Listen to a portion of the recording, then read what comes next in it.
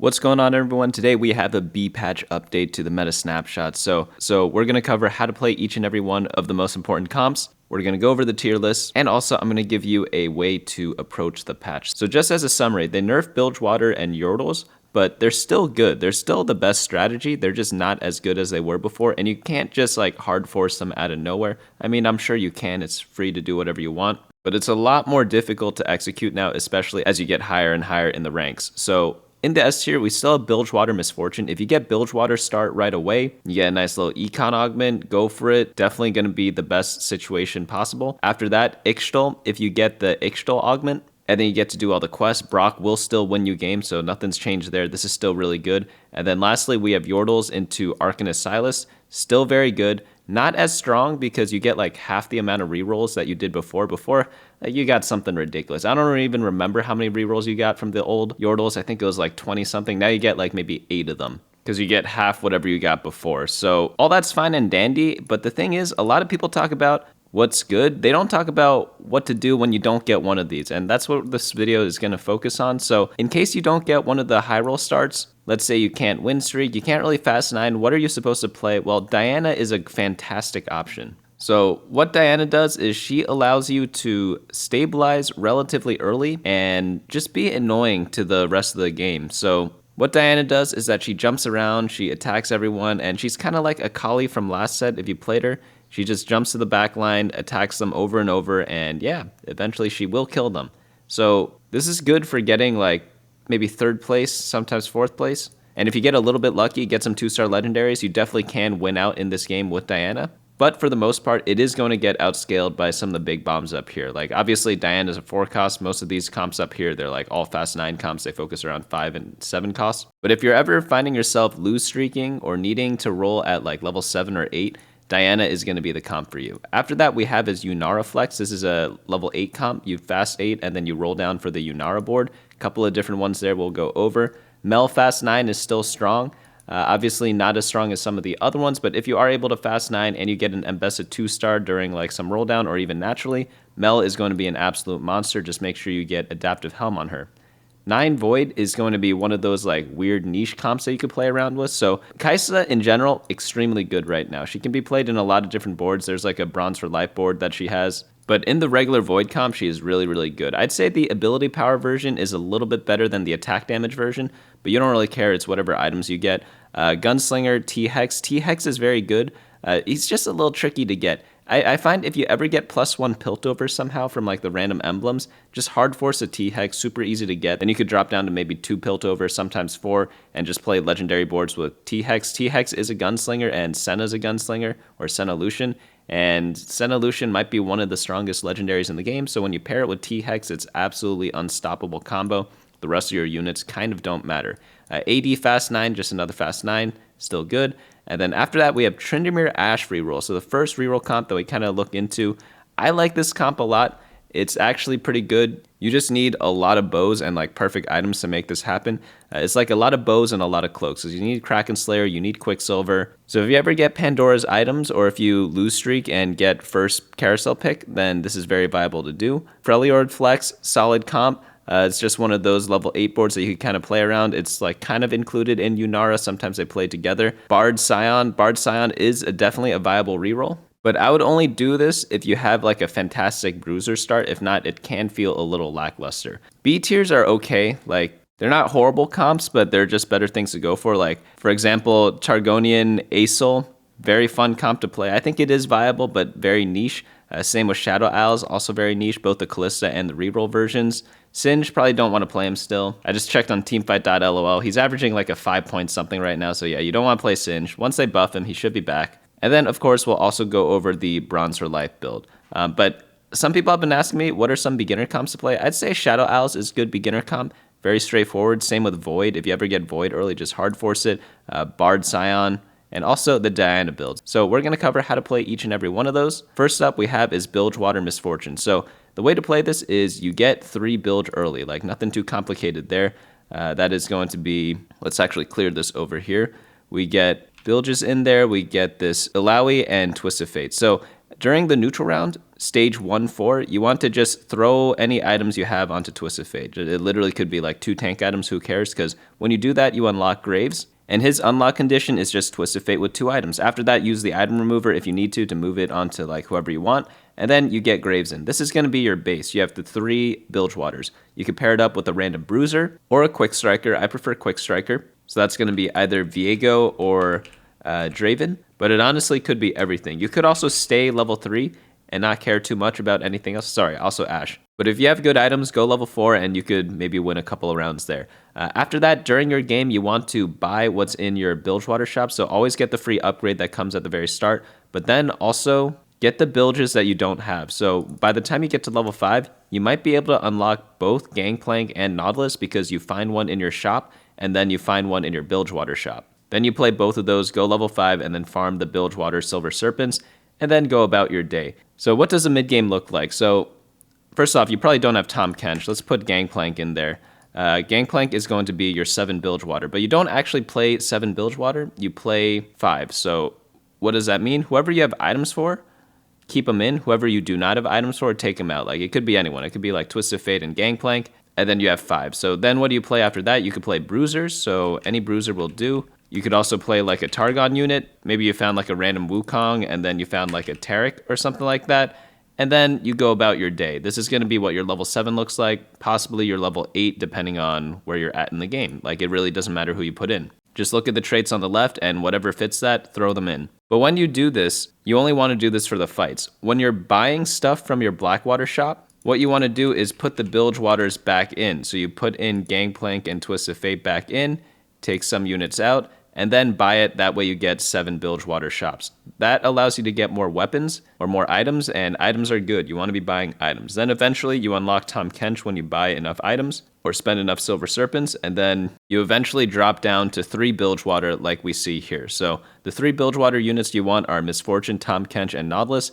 Nautilus 3-star is optional. You can go for it. You could skip it also. Doesn't really matter. And then after that, you run a bunch of 4 and 5 costs. Those also don't really matter. The only one that's important is going to be Lucian and Senna. The reason why is because they're Gunslinger and they're also just the best unit in the game.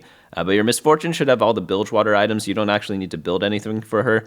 And then Lucian, Senna, Shojin, IE, +1, doesn't really matter. Tahm Kench, he really likes Protector's Vow, Bloodthirster, Warmog, Spirit Visage, anything like that will do. You could play Wukong. Sometimes you unlock Volibear. You could replace Wukong with Volibear. I like playing Brahma and Ornn because they give Warden. And then Swain makes a lot of sense because he's Juggernaut with Nautilus, but Swain could also be a Shyvana. So you have like 50 different options there for what to play.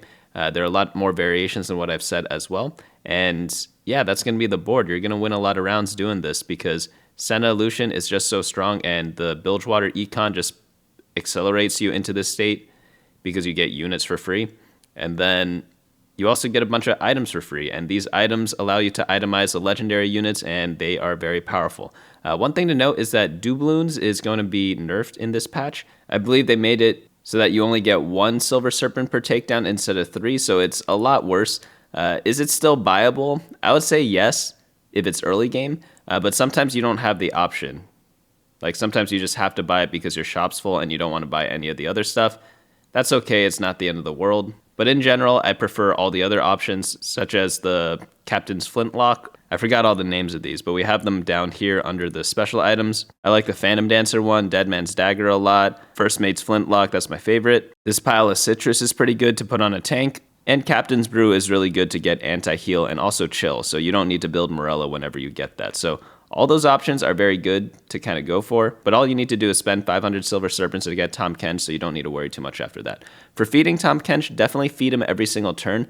Feed him 1 cost until you get your board nice and settled. Like, if you have everything 2-star, then you could start feeding him some crazy stuff. But in the beginning, feed him 1 and 2 cost units. You want to focus on health first. Get him to maybe like plus 400, plus 500 health, and then focus on like pure AP after that. You can mix it too. You could do like half AP, half HP. And then once you get to a couple hundred, or once you see like his health bar go crazy, then switch to only AP, because that's going to be what's best for him in the late game. But in the early game, you definitely do need him to survive a bit with some extra health, especially when he's 1-star. But once he's 2-star, once he has like a crazy looking health bar, go ahead and focus on all AP. So that's pretty much how you play this. Pretty straightforward. You just need to play this comp like once, and then you kind of get the feel of it. but the first time is a little bit tricky. Next up we have is Brock Fast 9. Not going to spend too much time on this because this one is just with Ixtal. If you get Ixtal Expedition, this augment is like S tier. It becomes like super good, and it's just a crazy comp. But in general, like Brock boards, you just follow the Ixtal quest until you get Brock, and you could play all sorts of different boards with this. Brock you always want like near the center of the map because he does this giant AoE and he's just whacking people. Sterex I think is his best item. The other 2 items, I don't think they matter that much. I mean, you want 3 items on him, but the specific ones, like, I think it's really just Sterex, and then the other 2 just like any damage. He is also immune to crowd control effects, so you don't need to build like a Titans on him or anything like that. Although I'm sure the item still does decently well because it does give a lot of stats. But I'd say like if you get Ixtal, stage 2, 3 is the latest point you want to start questing. And then yeah, just follow the quest. If you get it, great. If not, then like you're probably going 8th. But you can read the full write-up on the website, bunnymuffins.lol/meta. This is one of those niche comps. You're not going to be seeing it that often, but it is super duper strong. Next one up we have is Arcanist. This is one of my favorite comps because it starts with Yordles and then goes into this like weird Sylas board. You honestly don't even have to play Sylas. You could just go Fast 9 into anything. But with Yordles, that's kind of where you want to play this.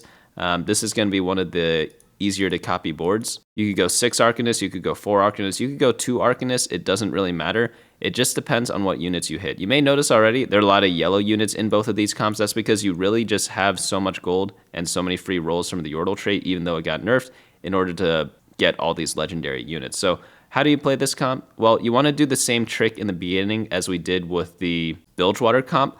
So when we look at all the Yordles, we have in the early game, Lulu and Rumble. But if you look at Poppy, Poppy gets unlocked by fielding a Demacian or Yordle with 2 items. So you could just put 2 items on whoever you want. Doesn't matter which 2 items, just anything, right? And then you unlock Poppy. So you could choose to do that and then play 4 Yordle on stage 2-1. 4 Yordle does this really cool effect where it shows Yordles in your leftmost shop option. So it makes it really easy to 2-star all your Yordles early on in the game. As soon as you can get to 6 Yordle, try to do it. It is a little bit trickier because you need to unlock Kennen and Kabuko. Kennen requires upgrades. Kabuko requires level 7 and a couple of upgrades. But as soon as you get any one of these, play them for level 6. After that, as soon as you could get to level 7, you unlock both Kabuko and Fizz, and then you want to rush 8 in order to get both of them in. That way you get 8 Yordles. This typically happens around stage like 4-1, but it could happen as early as like, honestly, like late stage 3. The reason why is because you want to just hyper level up and go to like maybe 10 gold, 20 gold, somewhere around there. Like obviously you'd rather have more, but if you can fit 8 Yordle in, get it in as soon as possible because you just get these giant Yordle grab bags and you get like 5 gold each round, and it's absolutely bonkers nuts. For item holders in this build, I like itemizing both Teemo and the Fizz. The reason why is because Fizz jumps to the backline and causes terrors there, but oftentimes he leaves them at like 1 HP. That's why you want a Morello on Teemo.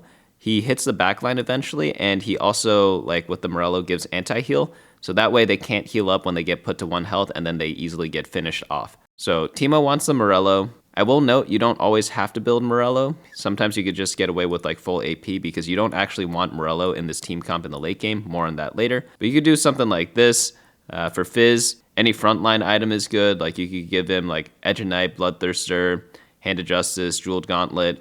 Pretty much whoever you're putting on Sylas, Fizz can hold all those items. And then yeah, it's just a very good 2-unit combo just because they both hit backline and then it will eventually kill them. So now that we know what to do from stage 1 to stage 4, how do we pivot into the legendary board? Well, slowly over time. So as soon as you do your roll down at level 9, this can happen like late stage 4, early stage 5, depending on how many econ augments you get. And by the way, econ augments are still OP.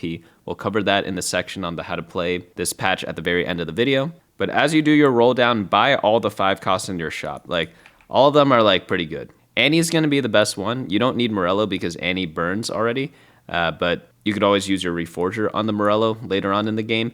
And what you want on Annie is just all the mana items that you built, drop it on Annie. So you could do like Shojid, Blue Buff, Adaptive, any of those will do on her. And then Void Staff is really nice because she hits the whole board. Azir's good, he can be played, and then he could get you Renekton and Nasus and Xerath. I think Xerath is the best one, but that adds like 2 additional units you could play, so you could like get rid of some of these Yordles. After that, you could add in Fiddlesticks. Fiddlesticks is really nice because he's AoE, and he gives a bunch of utility for your team because he reduces resistances. Lucian is good. Lucian is just the best unit in the game right now, in my opinion. You can play Zilean. Zilean has good synergy with Kabukiyo and Yuumi because they're both invokers. And then, of course, eventually you want Sylas. Oh yeah, I forgot to mention, the most important thing you need to do in the early game is hold on to Jarvans, because essentially how I set up my team planner is I put Jarvan in my team planner, Lux, and Garen, and I leave everything else blank. I'm going to buy all the Yordles anyways, and then I'm going to buy out all the 5 costs, and most of the Yordles are unlocks, so you don't actually have to put them in your team planner. They kind of just come naturally, right? Because if we type in Yordle, like the early game ones, you just buy in the early game, and then Kennen, Kabuko, and Fizz, they all get unlocked later. But always hold on to Jarvan. You can decide to play him if you want. He gives Defender, and you do have Defenders in Yordles. It's going to be Rumble and Kennen. So you definitely can play him, but once you get Kennen, like you could sell him, or like if he doesn't fit on your board, just sell him 2-star. That way you start unlocking parts of the quest to get to Sylas. But yeah, once you get Lux and Garen 2-star, just sell them immediately. It doesn't happen every game. Ironically, the hardest unit to get to 2-star is Jarvan, the 1-cost unit, because you just level up so quickly, it's sometimes hard to get all the 1-cost units to 2-star. But yeah, eventually get all your Fizz items onto this guy, whatever they are, and yeah, he's going to be an absolute monster in the front line. From here, you could play like Arcanist if you want. You could do 4 Arcanists, or you could just stay 2, or even 3. You could just leave it like that and play like value units. For example, for the Shurimas, you could play literally any of them. You could get Swain in there. Swain is good because he gives Arcanist as well. You could also play the Arcanist combo with Neeko. Neeko's also an Arcanist, and then she's also a Defender, so that pairs up with Sylas really well. So there are honestly like a lot of different ways to play this. Really just depends on which legendaries you hit and which ones you have items for to play around with. But yeah, is it as strong as it was last patch? Nope, it is a lot weaker. You can't just hard force Yordles because you will get rocked in stage 4 too hard and you won't be able to stabilize fast enough. But it was so OP before that it's still good right now. Next comp up we have is going to be the A tier's Yunara Flex. So what happens if you don't get Yordles or Bilgewater? Because again, like last patch, if you didn't get them, you could hard force it anyways. This patch, you can't really do that. I mean, you can, but you're probably not going to do that well that game. So the option is Yunara Flex. Yunara Flex can be played from lose streak, and that makes it really, really attractive to kind of go for, just like you. But the only issue is that you need best in slot, so you kind of have to fit the entire checklist that you made for your whole life. So that's going to be Rageblade, Titan's Resolve, and Bloodthirster. You pretty much do not deviate from these items ever. You don't even want stuff like artifact items. You might as well get a different augment. And yeah, once you get these 3 items plus a Diana, you will stabilize all of stage 4. I've seen 1-star Diana do it, but I do prefer having a 2-star. It really depends on how much life you have. I'd say if you did full lose streak, you probably want 2-star Diana, because in that case, you'll have 2 low life and you won't be able to reach level 9 unless you had super crazy econ.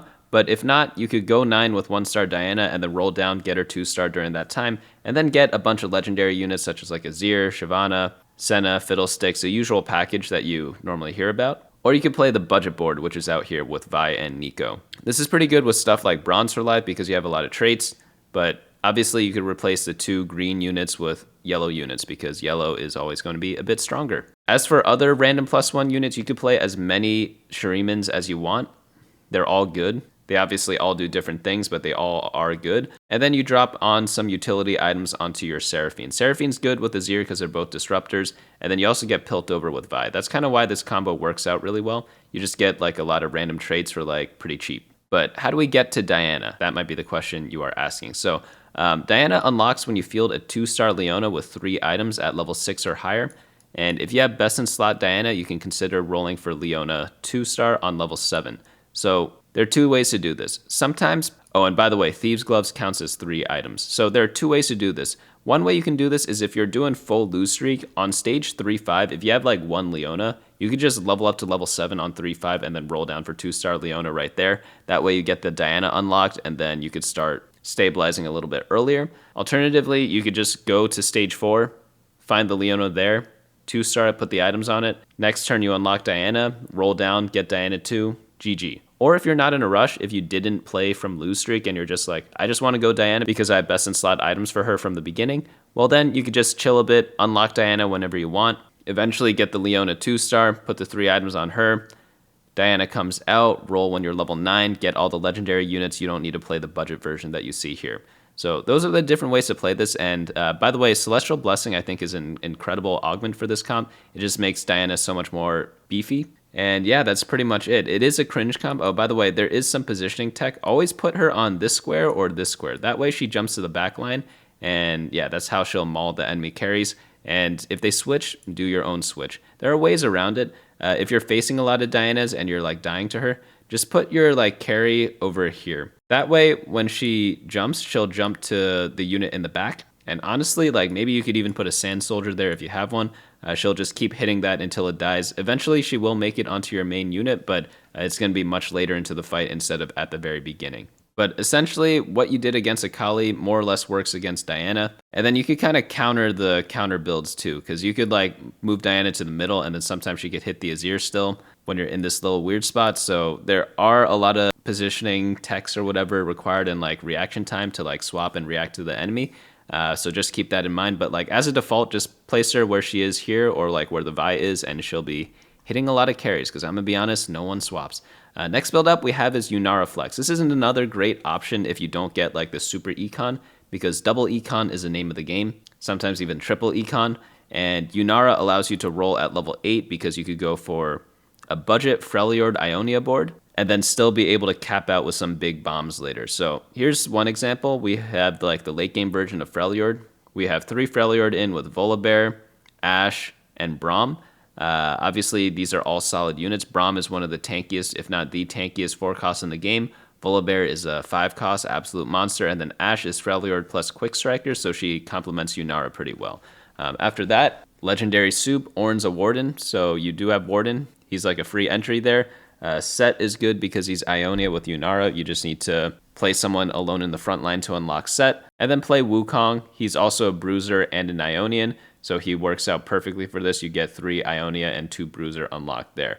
For the Ionia version, you could go up to 5, sometimes even 7 Ionia. And there are like 2 different versions of this board, but this is the one that's like what I'm using right now. You just play all the Ionian tanks and then fill the rest of your team slots with legendaries. Pretty simple.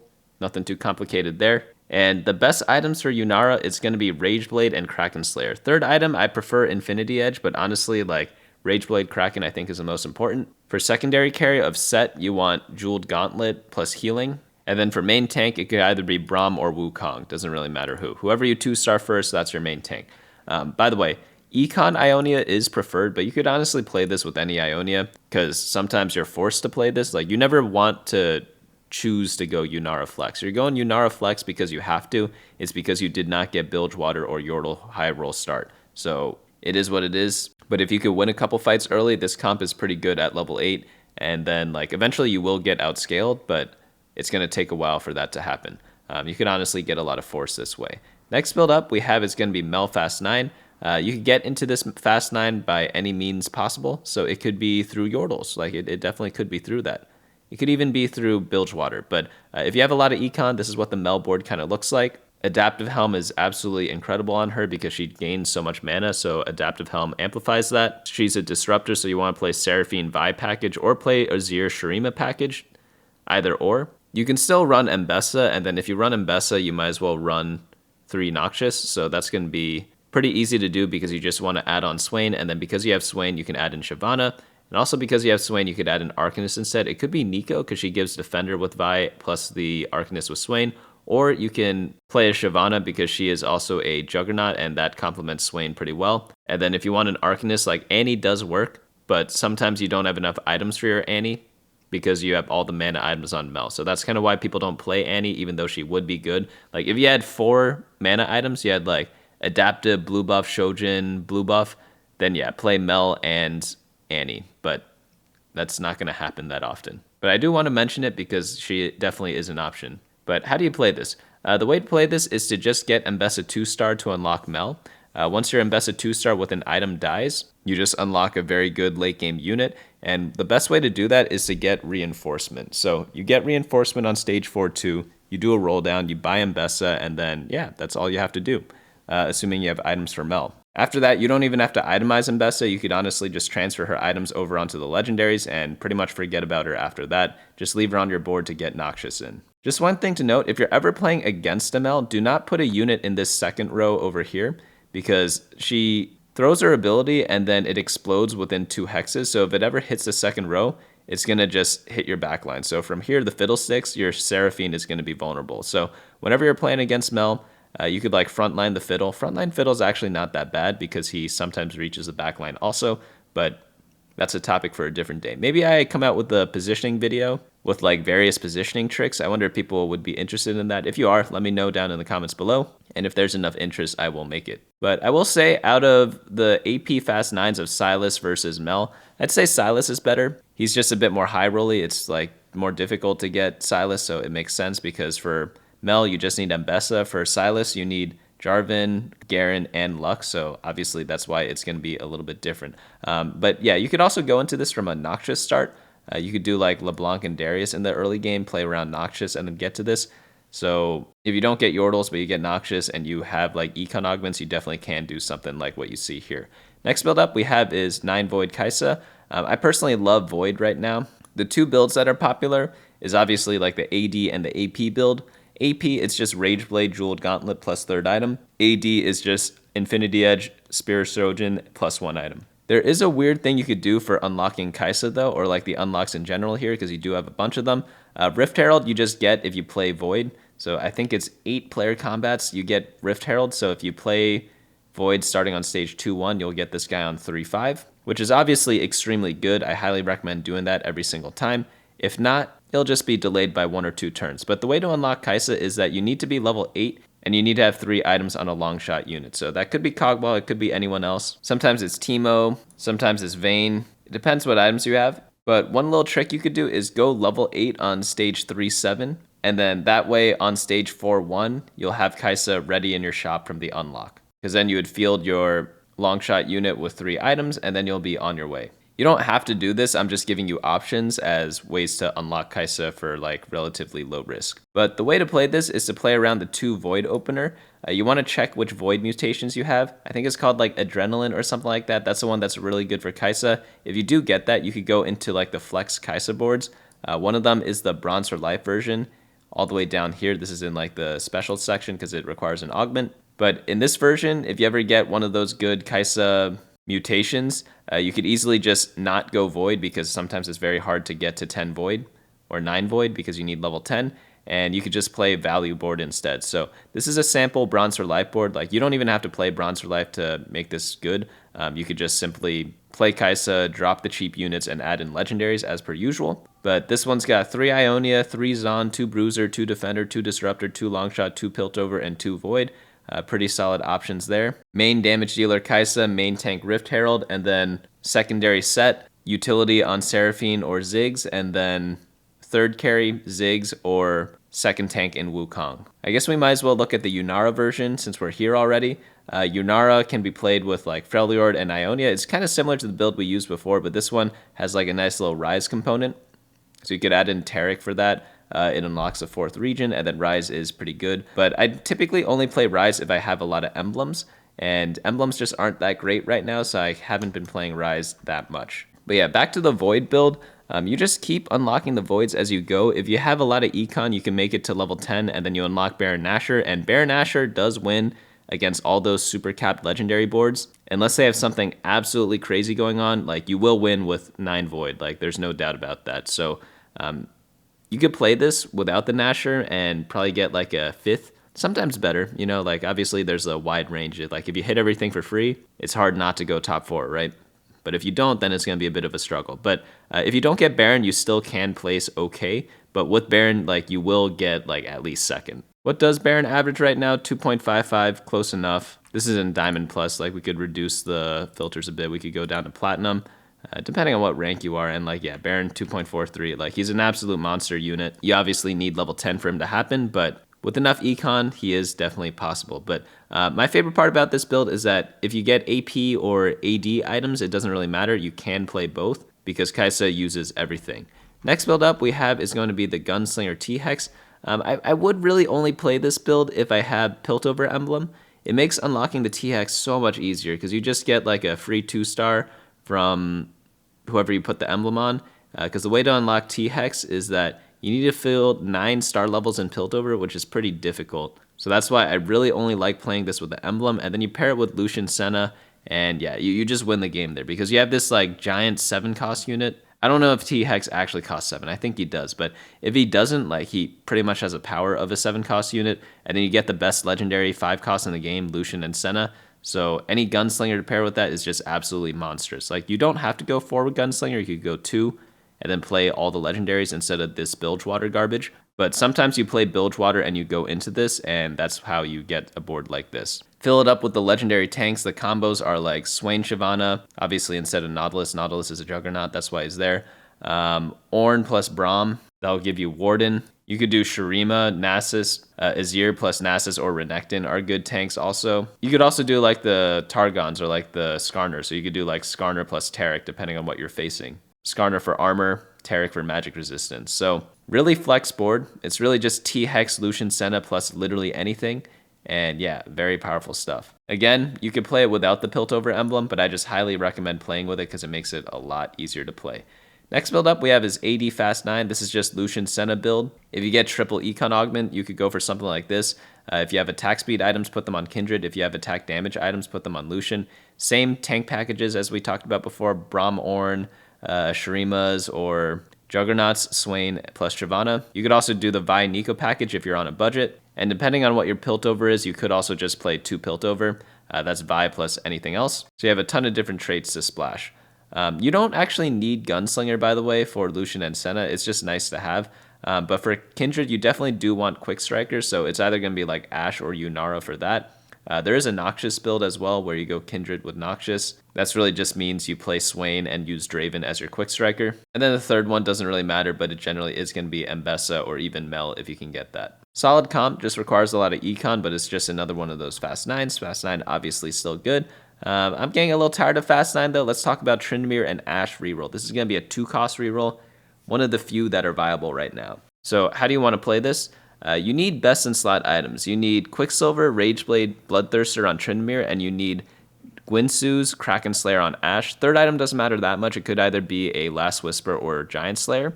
But what that means is we need 3-4 bows and 3 to 4 Negatrons because like you do need Even Shroud if you don't get Last Whisper. So what that means is that you need Pandora's items. I don't know why I put it on so many times, but like you just need like one of them, right? That way you get perfect items every time because you don't need to get bow off of Carousel every time because it's going to be very hard to. You know why it's going to be very hard to? Because all the Diana players who need Rageblade and Titans are going to take all your bows from you. So with Tryndamere reroll, I would only do it if you just have a lot of bows in the beginning of the game already or if you have Pandora's items because that's going to be what makes this comp really, really good is if they have both best in slot items because they are pretty item dependent. For the rest of your comp, you just add in Briar, Draven, and Swain. This gives you Juggernaut, this gives you Quick Striker, and this gives you Slayer. So pretty much everything that you need. And Noxious gives you Otacon as well, which is like a nice little bonus. Nico gives you Defender with the Sejuani. Sejuani is needed because you need Freljord. So you kind of have like a small Bronze for Life board over here. This is like the level 7 board. If you need another unit, it could be any Legendary or any Targon. Doesn't really matter too much after that. But to play 2-cost reroll, I guess I will review this with you all because we haven't played 2-cost reroll. We've just been fast 9ing every game. You just want to get to level 6 as efficiently as possible. That's generally going to happen on stage 3-2. In stage 2, you could win or lose streak. Doesn't matter. If you have upgrades, play for win streak. If you don't, play for lose streak. And then pretty much in both scenarios, on stage 3-2, that's when you're going to level to 6. Roll down, get Tryndamere 2, Ashe 2 if you don't have it yet. After you do, econ back up to over 50 gold, and then do what's called a slow roll every single turn by rolling down to 50 gold every single turn, just buying all the Ashes and Tryndameres in your shop until you find a time to all in. This could happen in stage like 4-1 or like 4-2 most of the time. That's when you are like 7 Tryndameres, 7 Ashes, and you're like, okay, I think I could look for them. And your 50 gold, you roll down to 40, you find one more copy, you roll down to 30, and then ideally you get them 3 stars. Sometimes you go to 20 or 10 if you're feeling you're really close, or if you're low health. But if you're like super high health, maybe you could chill at 30 gold and then roll down to 30 every single turn until you're one off both of them, in which case you probably want to roll to 10, or just get a reroll augment early on in the game. Like a reroll augment could be something like roll in for days, trade sector, prismatic ticket. Anything that gives rerolls or champion duplicators is going to be very nice for this comp, because it just allows you to get your power spike a lot earlier. And then you could go, guess what? level 9 and get legendaries and random units that you could play in. So that's always an option there. Next build up we have is going to be Freljord Flex. This one's just like a Lissandra build. Lissandra's pretty solid, but you just play 5 Freljord, play some Invokers, and depending on what items you have, you could focus on either like the Volibear or the Lissandra. Sometimes you could do Kindred, but pretty much your main tank's always going to be Braum. You want to follow it up with like all the important Freljord units. So who are those? Well, you always need Anivia plus Lissandra, because that's pretty much the whole point of the comp, right? You get Invoker plus Freljord. Braum's the strongest tank, Volibear's the legendary, and then Sejuani is another tank. You don't really care about Ashe and Tryndamere that much in most cases. You really only play Ashe if you're playing Kindred, because obviously she gives Quick Striker to her. But for the most part, you're just playing all the Freljords that synergize with each other, or if they're just like the most expensive units. The only thing you need to be careful of whenever you are playing Freljord is do not use your belt on anything. A lot of people build like Morello to put on Lissandra, and that's a perfectly fine item for her. But do not build Morello until you have a Warmogs, because having a Warmogs makes unlocking Volibear so much easier, because you need to field a 3,800 or more HP unit and also be level 8. So the way to do that is to get like a lot of bruisers or to get a Warmogs, and just getting a Warmogs is so much easier. So do not spend your belts until you get Warmogs. Like don't build Sunfire, don't build Morello unless you like know you're going to get it later, because you absolutely need to unlock Volibear as soon as you can. And then once you do, generic frontline AD items, and he's going to be an absolute monster. Also, like Zillion's so disgustingly broken, like he's so strong.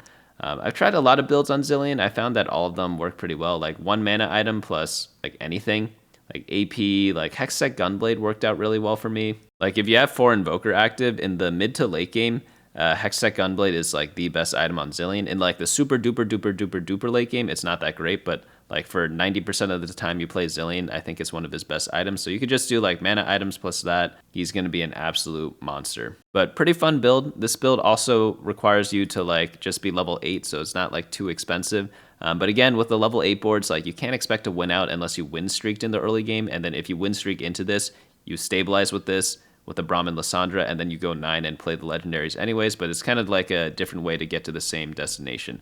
Next one up we have is Bard Sion reroll. Only do this if you have like insane bruiser start. So you get like a bruiser augment, or like maybe you get frying pan cooking pot or whatever, so you could stack a lot of health, or you get like a bunch of Scions. That's the times where you want to consider playing this build, because it is pretty dependent on getting Scion 3 and Bard 3 like as soon as humanly possible, and it's kind of hard to do that sometimes.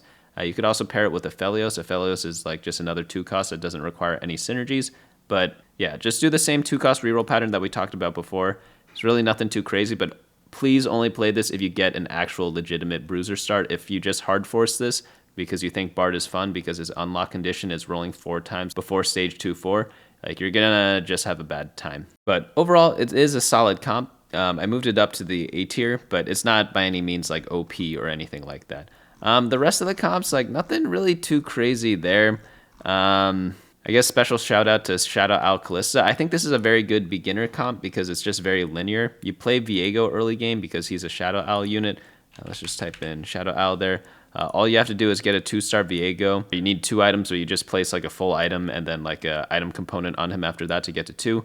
And then you just keep unlocking the Shadow Owls. And then once you get all of them onto your board, upgrade them, build items on them, and then slowly take them out once you get legendary units, you know, depending on what you get. You could keep some of them because like obviously Viego Quick Striker works really well with Kindred. And then with Yorick, he works well with Ornn. And he also works well with the Thrush, so you can keep him in there. But they both give Wardens, so Wardens are going to be pretty nice. What else can you do? Gwen is good with Disruptors, so if you play Gwen, you could play Azir. So like you don't have to take out the Shadow Owls, it just depends on what legendaries you hit. If you hit the ones that they work with, keep them. If not, like let them go. But we have 8 units in here, so you could play like whatever you get from Shurima. So that could be like Renekton, Nasus, Xerath, something like that. You could also play Fiddlesticks. Fiddlesticks is like a good random thing to put in. And he also has like, yeah, Vanquisher already. So that kind of takes care of that. But yeah, this is like one sample build to play. You could take out the Shadow Owls if you see fit and play anything else instead. So lots of different things you could do there. Very easy linear comp to play. It's just dependent on getting 2-star Viego on like stage 2-1 or 2-2. which is kind of hard. Like, it's not going to happen every game, but I do have it in my little, like, comps to one trick over, not comps to one trick, like good beginner comps over here. This should be like below gold because right now everyone's like lower rated.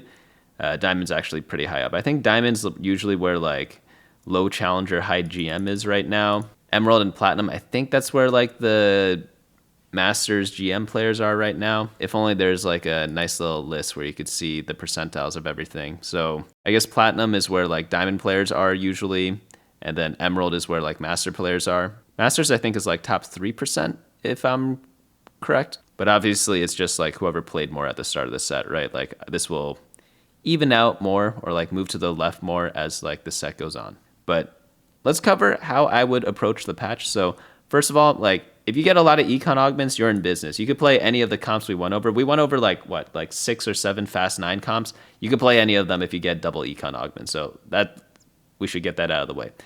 That's what you should go for at first. If not, Bilgewater. Like, if you get Bilgewater, just go the Misfortune build. If you get Yordles, do the Arcanist build. If you get any of the double econs, just do any of the other fast 9s. That could be like Mel Fast 9, AD Fast 9, AP Fast 9. You could even do the level 8 comps and just have more gold and hit them and then play their level 9 versions really quickly. Very easy to do there. So this is the best outcome, this top row. What do you do if you don't get that? If you're loose streaking, Diana is a great out because you get all the bows off a Carousel. Get perfect items for her because she absolutely needs perfect items. You can't play her with any other item combination. And then eventually go level 9 yourself, play the Shurimas, and Shurima can definitely carry you after that. Yunara Flex and Kaisa, also 2 very good options there. Some people say Kaisa's like the hidden OP right now, like not too many people are playing her. I don't know though, like she feels good, but she doesn't feel like that OP. But if I'm wrong, I'll update this and bump her up a little bit.